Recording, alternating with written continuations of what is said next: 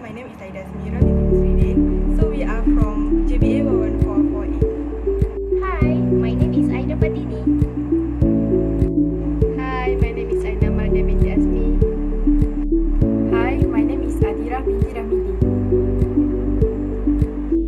Hi everyone, my name is Alia Fazana and we chose Felda Global Venture Berhad for our project. Without further ado, let's move on to our video.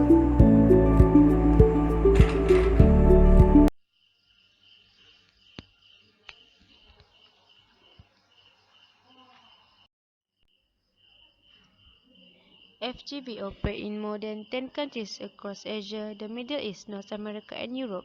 It focuses on three main sectors, which is plantation, sugar, logistics and support business. FGV is one of the world's largest plantation company and CPO Procedures incorporated in 2007 as private limited company. FGV initially operated as the commercial arm of Federal Land Development Authority Felda prior to its listing in main market of Bursa Malaysia Berhad on 28 June 2012 as Felda Global Ventures Holdings Berhad. FGV officially changed its name to FGV Holdings Berhad in June 2018. Next, we move to FGV subsidiaries. FGV has 21 subsidiaries in their company.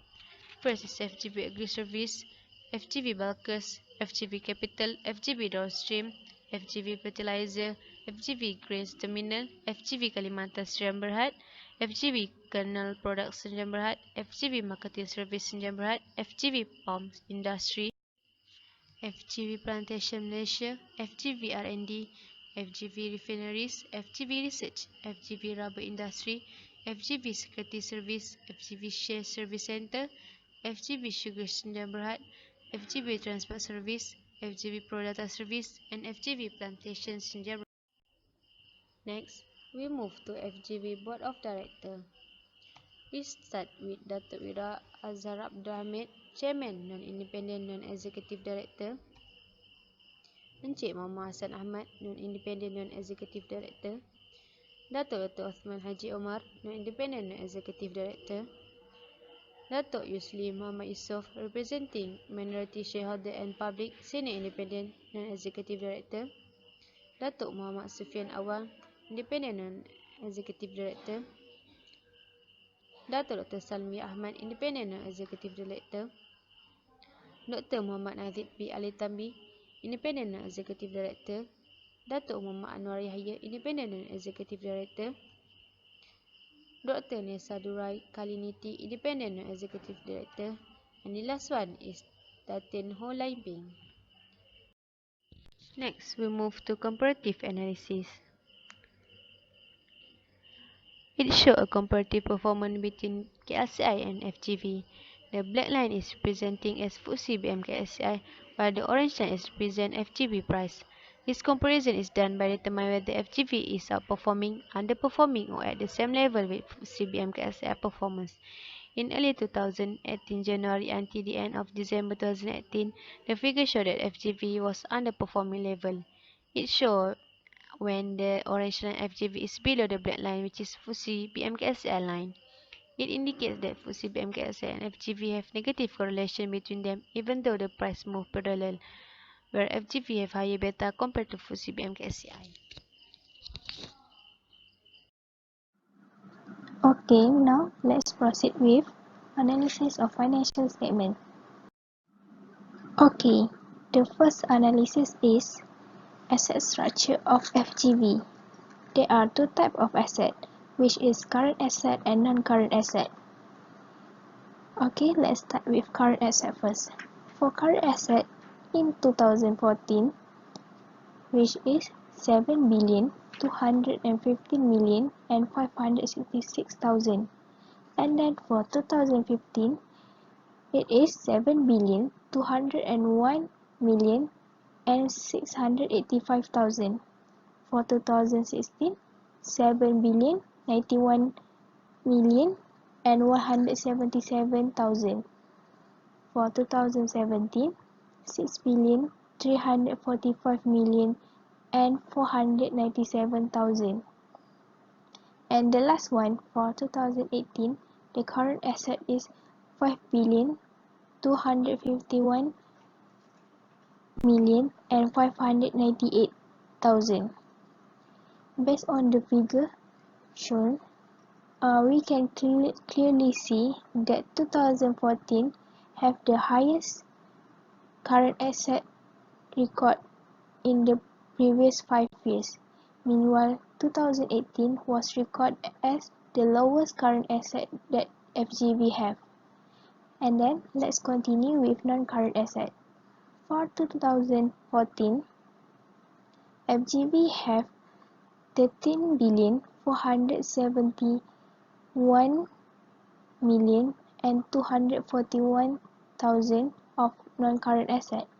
And then for 2015, FGV have 14,169,717,000 of non-current asset. For 2016, 13,887,377,000. For 2017, 14,142,882,000. And lastly, for 2018, the non-current asset is 13,454,342,000. Refer on the figure shown, we can obviously see that 2015 have the highest non-current asset, which is 14,169,717,000, and 2018 was recorded as the lowest non-current asset that FGV have, which is 13,454,342,000.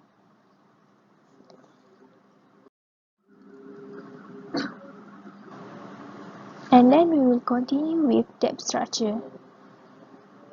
Debt structure are divided by two, which is current liabilities and non-current liabilities. Based on previous 5 years, the movement trend is unpredictable because for the first 3 years it was increasing, and then for the next 3 years it was downtrend. Okay, let's continue with current liability first. For the current liabilities for 2014, the current liabilities is 4,370,972,000, and then for 2015, which is 5,194,943,000, and then for 2016, the current liabilities is 6,086,781,000. Meanwhile, for 2017 and 2018, which is 5,734,107,000, and for 2018, 5,097,783,000 respectively.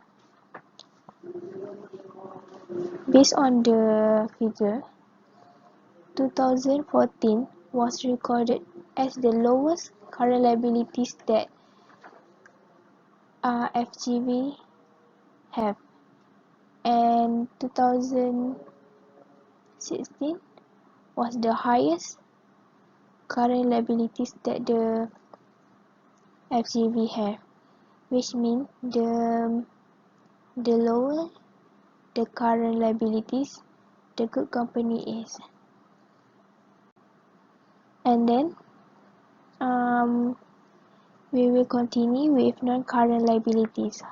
For 2014, the non-current liabilities is 7,528,689,000, and then for 2015, 7,207,410,000. In year 2016, which is 6,736,767,000. For 2017, 6,943,590,000. And lastly, for 2018, the non-current liabilities are 6,995,528,000.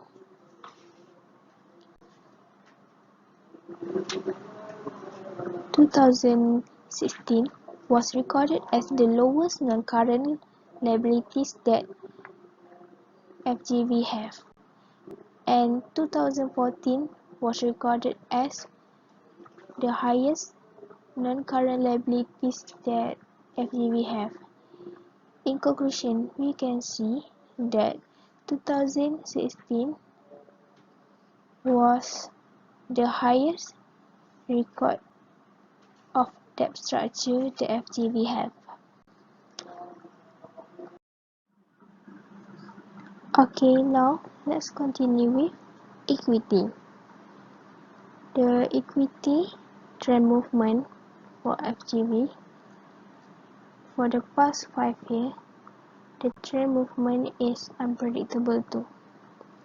For 2014, the equity is 8,823,765,000, and then it started to increase to 8,985,469,000 in 2015, and then in 2016, the equity is 8,197,541.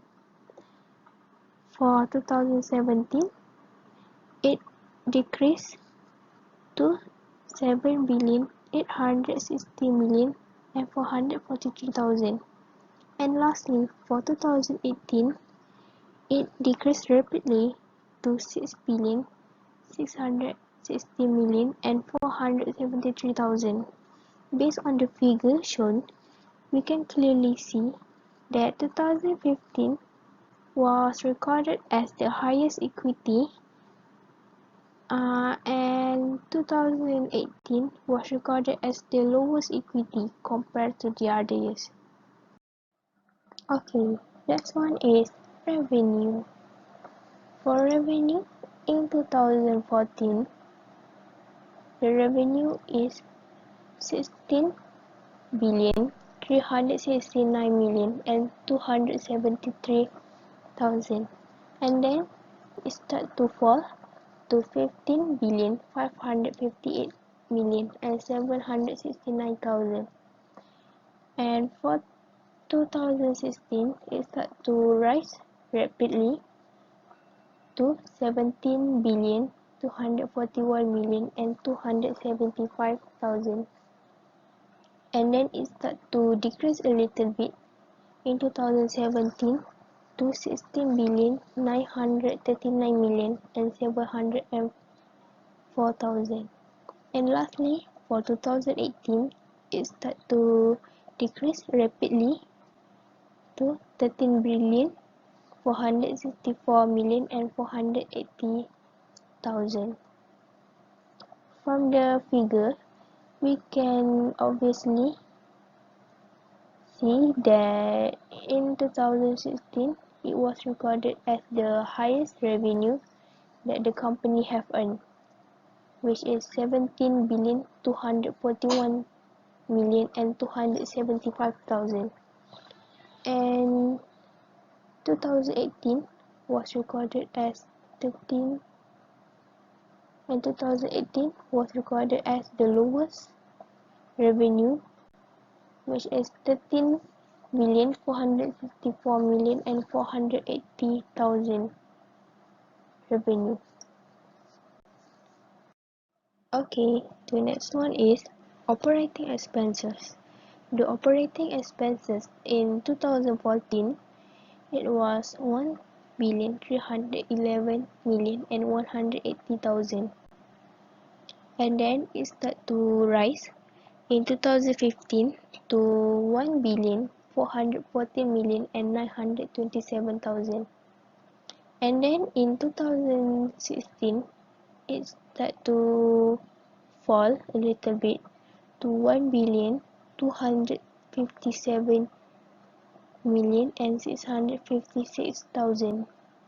And then in 2017, it started to rise again to 1,404,628,000. And lastly, in 2018,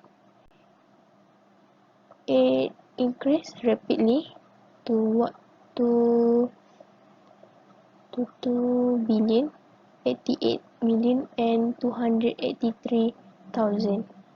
From the figure, the 2018 was recorded as the highest operating expenses, and 2016 was recorded as the lowest operating expenses that the company have used. Okay, and then we will continue with net income. The net income, from the figure, you can clearly see the trend line is obviously unpredictable because the difference between the past 5 years is so obvious compared to the other analysis. In 2014, the net income is 3 billion and 250 million, and then it fall to 182 billion, and then it continue fall to 31 billion, and then it start to increase a little bit to 130 billion, and lastly in 2018 it increased rapidly to 1 billion and 79 million. Okay, for the next analysis of financial statement, it is finance cost. For the finance cost, in 2014, the finance cost is 187,648,000, and then it decreased in 2015 to 174,972,000. However, it started to rise rapidly to 181 billion and 814,000 in 2016, and then increasing to 183 million and 421,000 in 2017. And lastly, in 2018, it rapidly increased to 189 million and 274,000.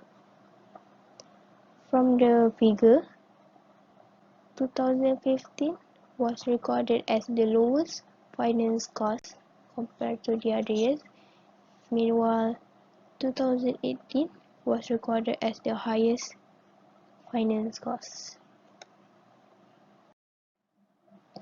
And lastly, which is dividend distribution. For dividend,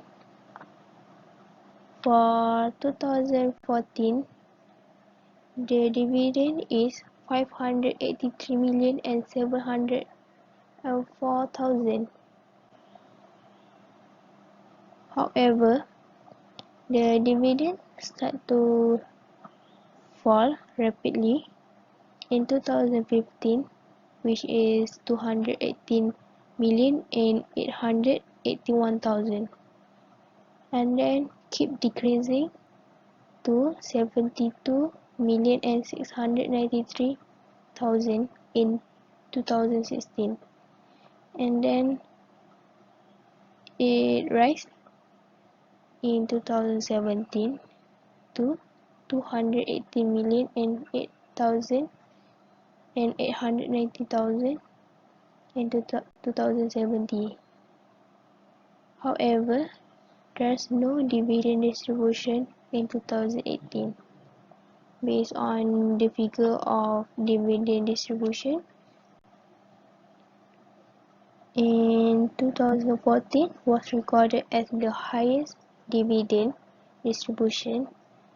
Meanwhile, in 2018 was recorded as the lowest dividend distribution because there's no dividend distribution at all for 2018. That's all from the analysis of financial statements. Thank you. Next, we move on to trend analysis. This is the trend analysis for FGV Holdings Berhad from 10 May 2018 until 10 May 2019. So, it indicates that the price for 1 year. At the top, you will see a primary trend. Primary trend is the major direction in which the market is moving. The figure shows a downtrend that started from 17 May 2018 until 26 April 2019. This is where the investors should sell their stock as the price continues to fall. Next one is secondary trend, or also called as intermediate trend. It represents as correction in the primary trends. Based on the chart, the primary trend is downtrend, and there is an uptrend correction in price movement, which is considered to be intermediate trend. In just by looking at the chart, the beginning of secondary trend of FGV is 8 January 2019 until 25 February 2019. An intermediate investor will follow secondary trend with buy the stock and sell it later because the period of the trend is short. Minor trend is a distraction that created by primary and secondary trends, and it is short of fluctuation in the intermediate trends. There is a minor trend on 4th June 2018 until 14 June 2018. Generally, duration of minor trend lasting less than 3 weeks or 1 month or below than that. Patterns. There are many types of patterns. It is used to examine the current movements and to forecast future market movements. Now let's look at common gap. Common gap is a continuation pattern. It is when a trend continues in its existing direction following a brief pause. This is called as continuation pattern. The common gap is usually uneventful. These gaps are common and usually get filled very quickly. Based on the chart, common gap is happening during 14 May 2018 until 15 May 2018. Common gaps are minor in size, often occur and are not accompanied in high volume.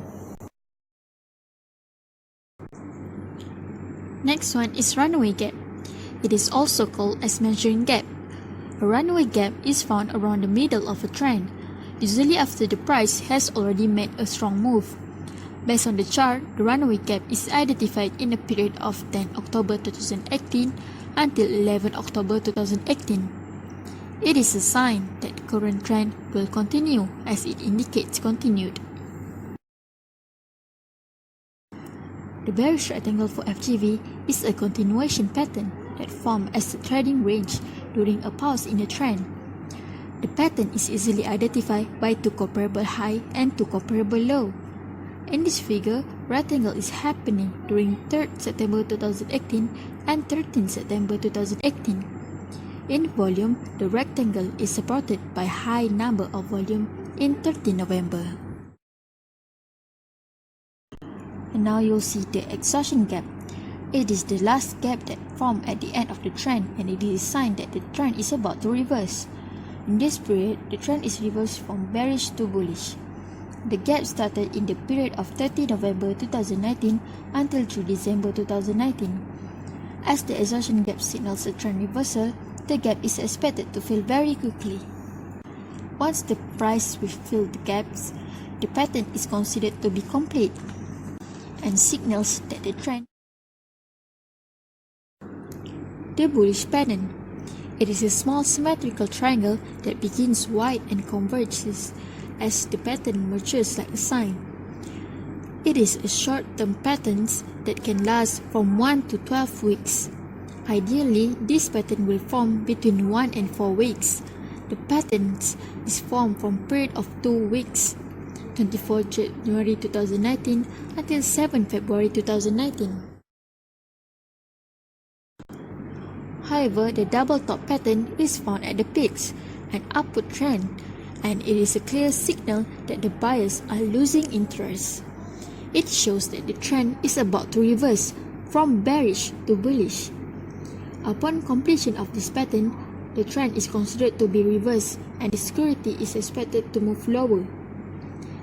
It happens on 4 April 2019 until 13 May 2019.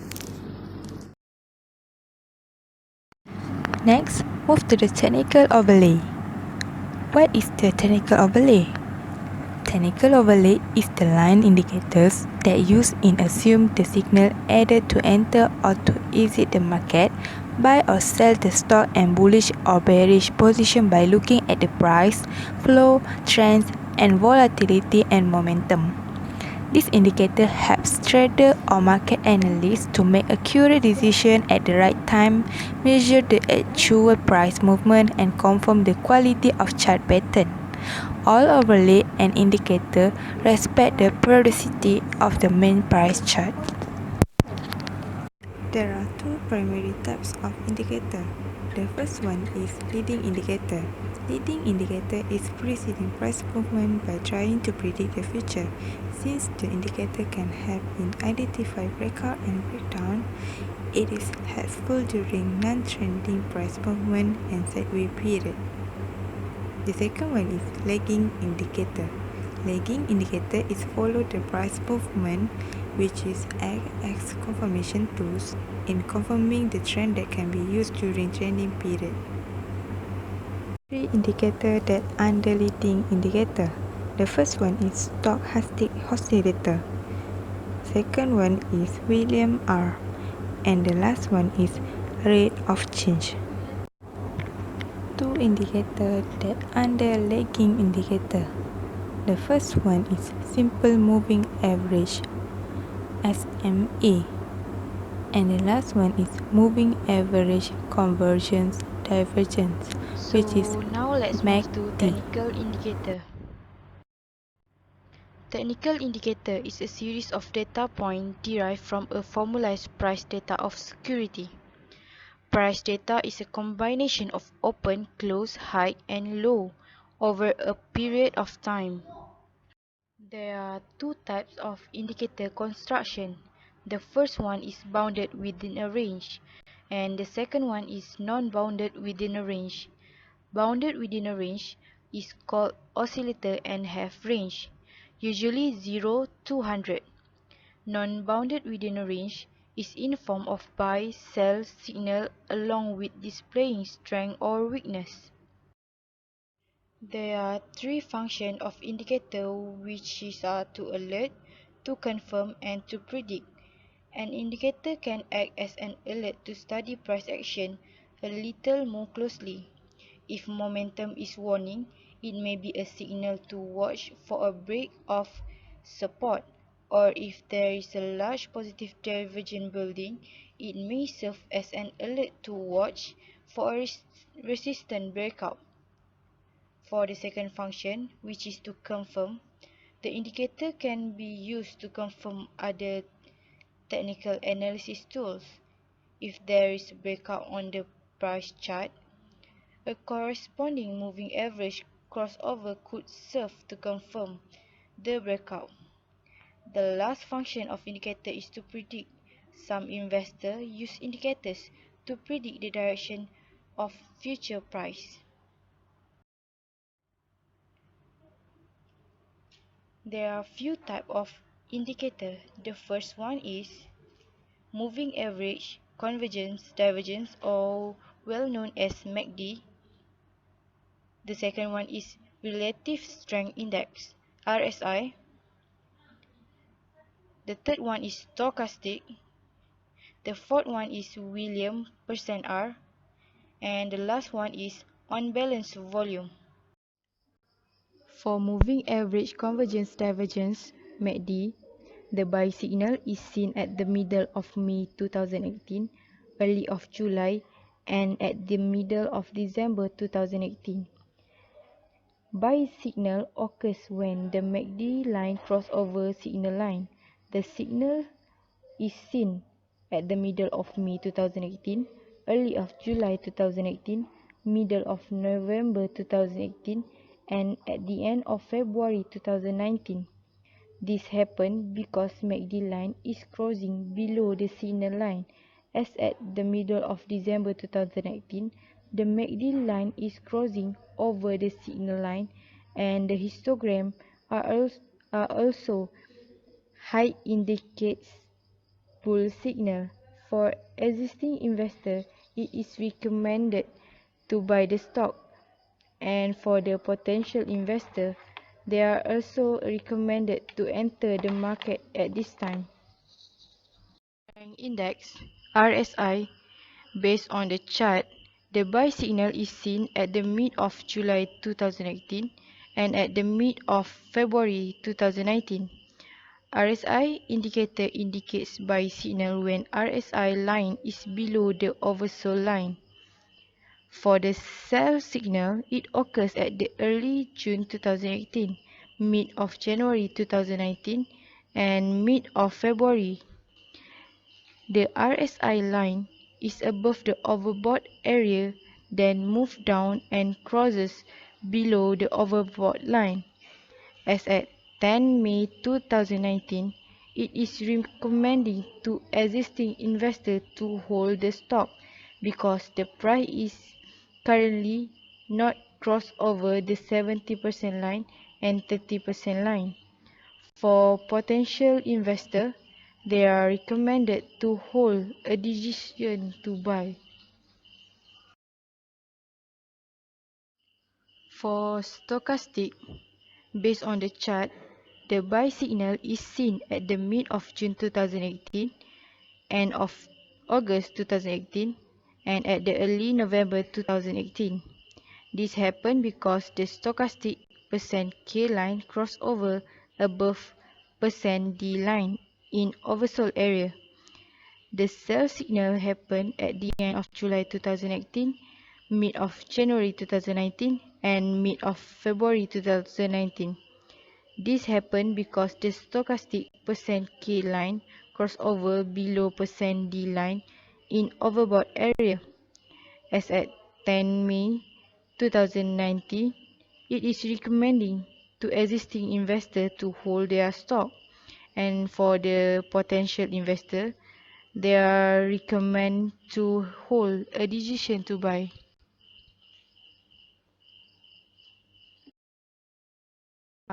Based on the chart, the buy signal is seen at the end of May 2018, mid of June 2018, and at the end of August 2018. This happened when Williams percent R line is below the oversold line, which is negative 80, and then rise to cross over the line of negative 80 line. The sell signal happened at the mid of July 2018, end of July 2018, mid of January 2019, mid of February 2019, and mid of March 2019. This happened when Williams percent R line is above the overbought line, which is negative 20, and then falls below negative 20 line.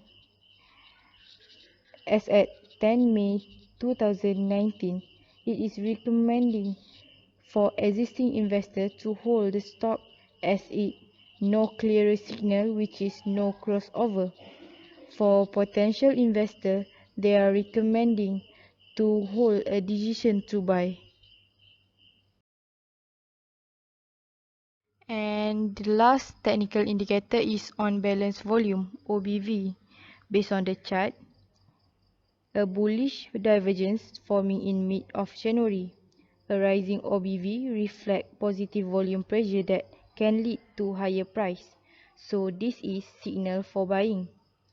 The chart of the company that show bearish divergence forming at the end of November. A falling OBV reflect negative volume pressure that can foreshadow lower price. So this is indicate selling signal. Alright, that's all for us. Thank you for watching. Bye. Bye.